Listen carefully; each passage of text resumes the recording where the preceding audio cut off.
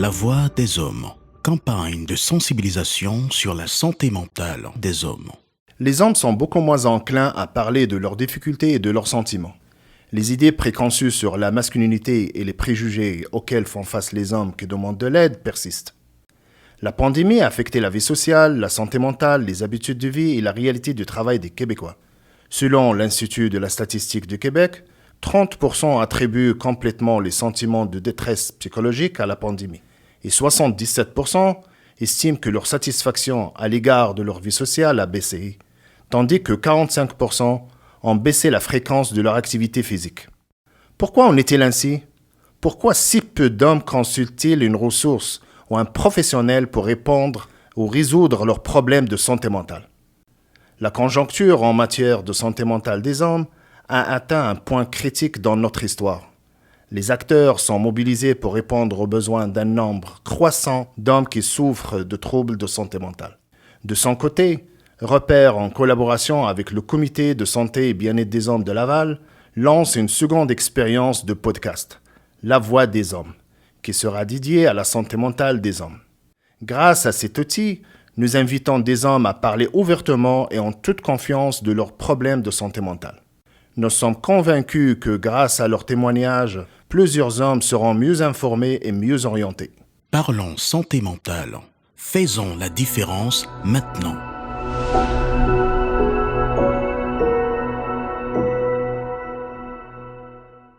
Alors, un plaisir de recevoir un autre invité.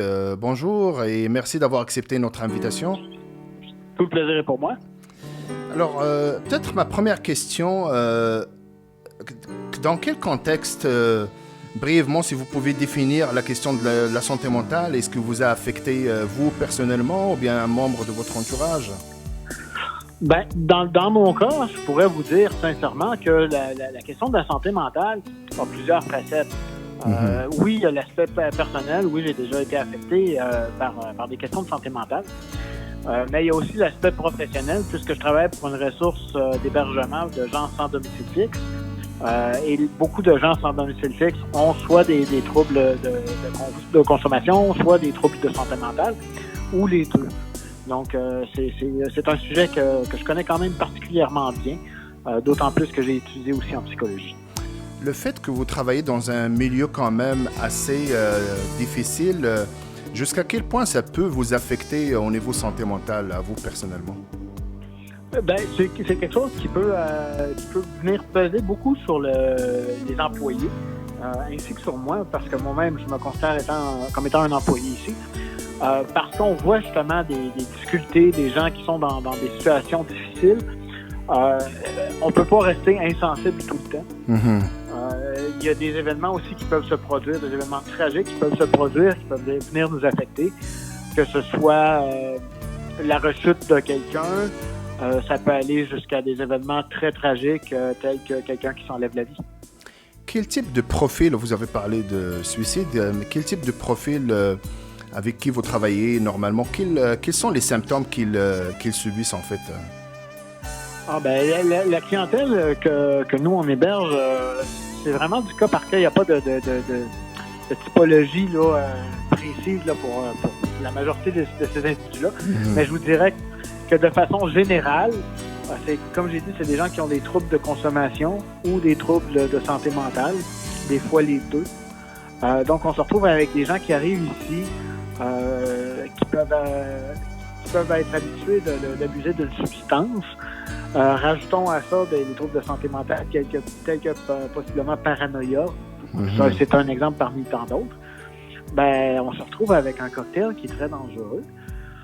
Puis nous, nos employés, moi-même, on doit faire face à ça. Des fois, dans la tête de ces gens-là, nous sommes des individus malsains, qu'on cherche tout simplement à les contrôler, des fois même à les éliminer. Donc, c'est surtout dans le délire.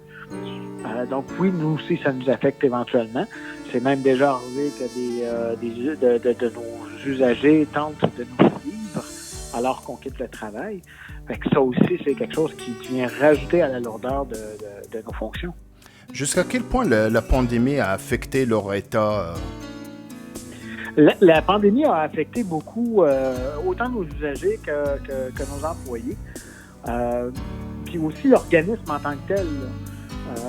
Si je regarde nos usagers, ben, ça les a isolés beaucoup de leur entourage, puis de leur cercle social, dans la mesure où certaines ressources ont limité leur accès.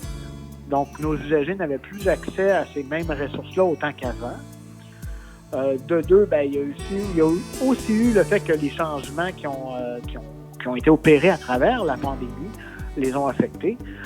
Par exemple, des usagers qui étaient suivis par des intervenants ou des intervenantes dans certaines ressources. Et ces intervenants et intervenantes-là ont été recrutés par le CIS. Donc, des nouvelles fonctions. Qui dit nouvelles fonctions, ben, dit que l'usager perd son intervenant ou son intervenante. Donc, ça a déjà été une des grosses conséquences. Le fait aussi que lorsqu'il y avait la pandémie dans les grosses vagues, ben, les droits de visite dans des ressources comme la nôtre ont été coupés. Parce que, justement, le risque d'infection de tous les usagers devenait trop difficile à gérer. Donc, ils sont coupés de leurs intervenants externes, sont coupés de leur famille, de leurs amis. Donc, oui, c'est sûr que ça les a affectés énormément. Oui. Pour mes employés, ben, ça a été aussi de gérer, justement, ces crises-là de pandémie, en plus de gérer nos usagers qui, eux, étaient dans une certaine détresse de la pandémie. Ben, ça rajoutait à la détresse de mes employés. Puis, en tant que tel, la ressource, ben, juste vous donner une idée, entre Noël et Jour de l'An de l'année dernière, donc en 2021, tous mes employés, à l'exception de 2, ont attrapé la COVID. Donc, on a dû fermer la ressource en tant que telle, d'une certaine façon. Les usagers sont restés à l'intérieur, mais on est en bris de service et c'est une entreprise de gardiens qui est venu là, prendre la relève pendant une semaine et demie de temps, juste pour faire le strict minimum, c'est-à-dire offrir les repas, donner la médication et ouvrir la porte. C'est tout. Donc, ça a été quand même, là, la pandémie a été quelque chose qui a été très dur pour les gens de l'aviron. Mais je crois que c'est quelque chose qui a été très dur pour la population en général. Exception faite de certaines personnes, je pense entre autres à mes parents, qui eux autres, étant des personnes âgées, sortent très peu de chez eux. Donc pour eux, ça n'a pas été très difficile de rester cloisonnés. Effectivement, c'était dur pour différents types de la population. Concernant les professionnels du milieu communautaire et santé et services sociaux, selon vous, en tant que professionnel, est-ce qu'il y avait ou est-ce qu'il y a toujours une recette magique pour garder l'équilibre et de ne pas trop tomber dans le stress et professionnel? Il n'y a pas de recette magique.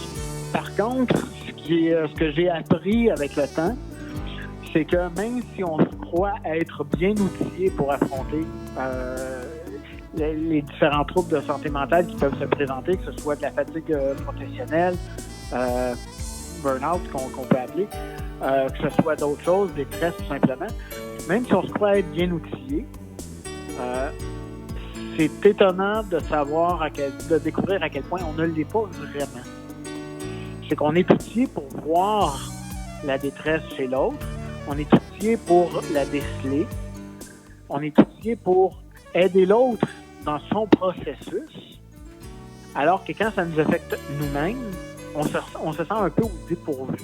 Et aussi, la raison là-dedans, pour les gens de notre domaine, c'est que notre métier est d'aider les autres. Oui. Donc, nous, notre réflexe, c'est d'aider les autres dans notre tête, dans notre inconscient. Ben, c'est pas normal que nous, on se fasse aider. Nous, on est là pour aider. Oui, oui.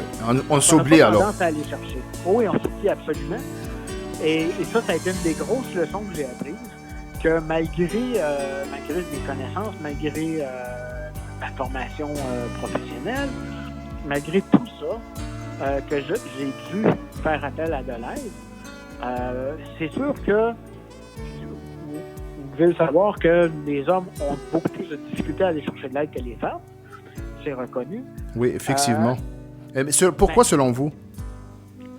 Il y a différentes raisons à ça. Une des raisons, c'est une des raisons culturelles, d'ailleurs. Si on regarde là, comment l'homme est diffusée, l'image de l'homme est diffusée dans les médias de façon générale, ben l'homme, c'est qui? C'est le super-héros qui reçoit 2-3 balles dans le bras, puis c'est pas grave, pour lui, c'est juste une égratignure, que sa femme le quitte, puis c'est pas grave, quelques heures plus tard dans le film, il se retrouve avec la jolie petite blondinette.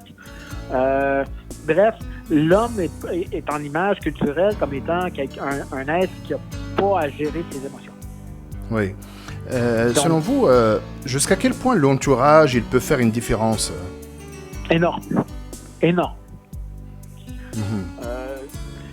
Puis encore là, quand je dis l'environnement, l'entourage peut faire une différence énorme. Ça dépend de qui. Oui. Et ça dépend de la position ou de la place de cet entourage-là auprès de l'individu. Si je prends mon histoire à moi, par exemple, oui, parce que c'est celle que je connais le mieux, on a vécu justement ici à l'Aviron, il n'y a pas si longtemps que ça, la perte d'un de nos usagers. Et ça l'a affecté toute mon équipe. Moi, je ne croyais pas être affecté au point d'avoir besoin de demander de l'aide. Par contre, ma coordonnatrice, qui n'est pas juste une collègue à moi, mais qu'avec le temps, j'ai développé une amitié autant avec elle qu'avec mon coordonnateur des finances. Elle, en tant qu'amie, m'a pris de côté et m'a dit « J'aimerais vraiment ça que tu ailles chercher cette aide-là. Venant de elle, je l'ai écouté. Ça aurait été, si ça avait été tout simplement une collègue, je l'aurais probablement pas écouté. Oui, de la même façon que si ça avait été mes parents, probablement que j'aurais pas écouté parce que, de un, je me dis mes parents, c'est pas leur domaine de spécialisation, de spécialité. Eux autres, c'est 2 enseignants retraités.